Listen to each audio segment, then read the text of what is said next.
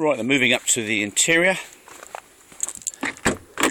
Chrome door handles, velour, or Alcantara I should say, Alcantara interior and leather. Mats, mat pockets in the back, electric windows, 3 inertia belts, 3 headrests. Has been a little bit family, this car, so there are a fair share of marks and things on the inside. It's generally the case for a car like this, which is a bit of a family motor. It's got electric seats which both work on the front.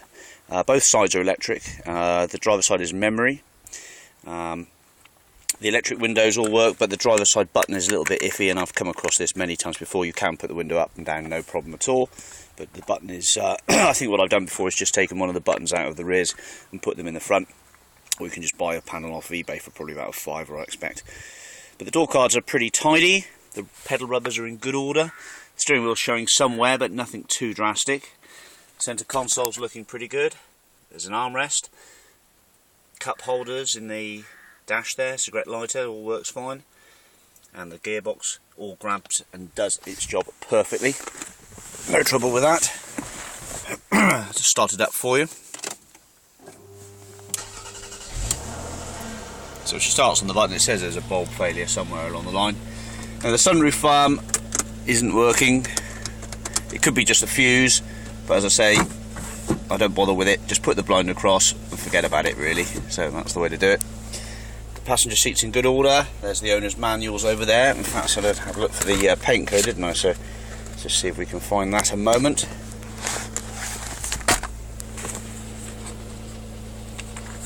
So just bear with me a second, because the service history is in the back of the owner's manual.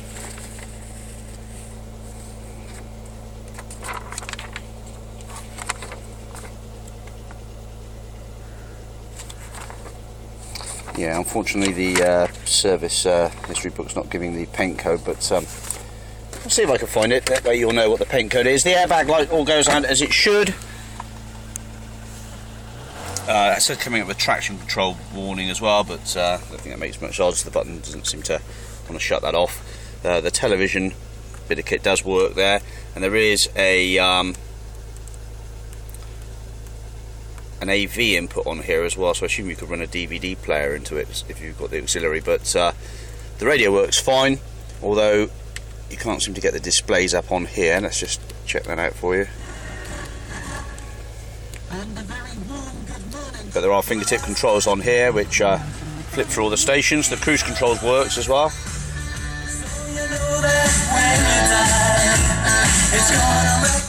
So Harman Kardon, focus on the Harman Kardon upgrade on the Hi-Fi.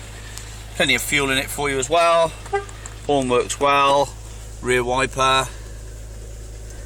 There she goes in the back there. Courtesy lights all working fine as well. Washers, wipers, as you'd expect for the MOT. The heated seats work as well. There is a panel here with the settings for the controls for temperature. Alas, I didn't seem to get it blowing very cold due to the fact that the age, the air conditioning system probably needs a regas. There may be some gas in it, which might just mean a sniff of gas. You can buy them for around 20 quid in Halfords if necessary.